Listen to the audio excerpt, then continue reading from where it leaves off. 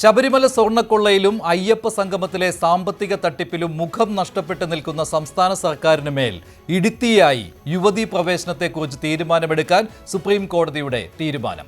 അതായത് ഒരിക്കൽ കൈപൊള്ളിയ വിധി അടുത്ത ജനവിധി അടുത്തിരിക്കെ സർക്കാരിനെയും LDFനെയും കൊണ്ടുചെന്നെത്തിച്ചത് നിലയില്ലാ കയത്തിലാണ്. 2019 ലോക്സഭാ തോൽവിക്ക് ശേഷം എടുത്ത ഇരട്ടത്താപ്പ് നിലപാട് തുടർന്നുകൊണ്ട് പോകാം എന്ന് കരുതിയിരിക്കുമ്പോഴാണ് ഉടൻ നിലപാട് അറിയിക്കേണ്ടി വരുന്നത്. ഏത് നിലപാടെടുത്താലും കള്ളത്തരം പുറത്തു വരുമെന്ന് ഉറപ്പാണ്. എങ്ങും തൊടാതെയുള്ള നിലപാടായിരിക്കും സർക്കാർ സ്വീകരിക്കുക. അതായത് ഞങ്ങൾ ആചാരത്തിനൊപ്പം, അതേസമയം അതേ ഞങ്ങൾ നവോത്ഥാനത്തിനൊപ്പം, ഞങ്ങൾ വിശ്വാസത്തിനൊപ്പം, അതേ ഞങ്ങൾ സാമൂഹ്യ പരിഷ്കരണത്തിനൊപ്പം. ഇതായിരിക്കും സർക്കാർ നിലപാട്. ഇന്നലെ വളരെ കൃത്യമായിട്ട് പറഞ്ഞല്ലോ, സർക്കാർ തിരുത്തണം, അഫിഡവിറ്റ് തിരുത്തണം. സർക്കാർ നേരത്തെ പറഞ്ഞിട്ടുണ്ടായിരുന്ന ഇതിൽ മാറ്റം ഉണ്ടാവുക എന്ന് പറഞ്ഞുകൊണ്ടാണ് പല സംഘടനകളെയും കബളിപ്പിച്ച് ആഗോള അയ്യപ്പ സംഗമത്തിന് ക്ഷണിച്ചത്. നേരത്തെ മാപ്പ് പറഞ്ഞിട്ടുണ്ടായിരുന്നു നേരത്തെ നിലപാട്. ഇപ്പൊ സുപ്രീം കോടതിയിൽ ഗവൺമെന്റ് കൊടുത്തിരിക്കുന്ന അഫിഡവിറ്റ് തിരുത്തണം. അത് തിരുത്തിയില്ലെങ്കിൽ ഇവരുടെ കാപട്യം പുറത്തു വരും. അത് ഈ ഗോവിന്ദന് മനസ്സിലായില്ലേ, ഞാൻ എന്ത് ചെയ്യാൻ പറ്റും? പച്ചക്കല്ലേ പറഞ്ഞത്, മലയാളത്തിലല്ലേ പറഞ്ഞത്. നീ വേറെ വല്ല ഭാഷയിലും പറഞ്ഞാലേ മനസ്സിലാവുള്ള.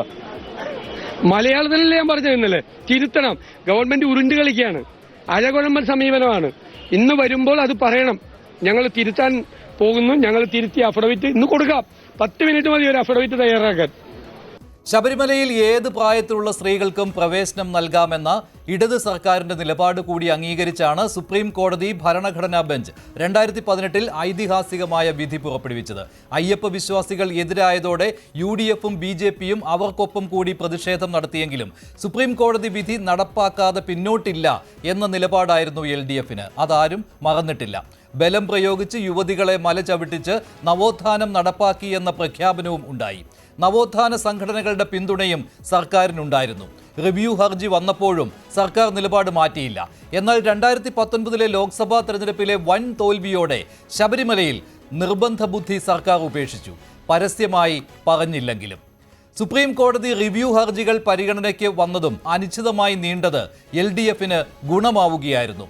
നിലപാട് മാറിയോ എന്നതിന് ഉത്തരം പറയേണ്ട സാഹചര്യം പലതവണ വന്നപ്പോഴും സുപ്രീം കോടതിയിൽ പറഞ്ഞോളാം എന്ന് പറഞ്ഞൊഴിഞ്ഞു. യുവതീ പ്രവേശനത്തെ അനുകൂലിക്കുന്നവർക്ക് മുന്നിൽ ഞങ്ങൾ സുപ്രീം കോടതി വിധി നടപ്പാക്കാൻ ആർജവം കാട്ടിയെന്ന് മേനി നടിച്ചു. എതിർക്കുന്നവരോട് സുപ്രീം കോടതിയുടെ പരിഗണനയിൽ ആണല്ലോ എന്ന് പറഞ്ഞൊഴിഞ്ഞു. ഇപ്പോൾ ആ സമയം കടന്നുപോയിരിക്കുകയാണ്. ഇനി സർക്കാർ നിലപാട് പറഞ്ഞേ തീരൂ.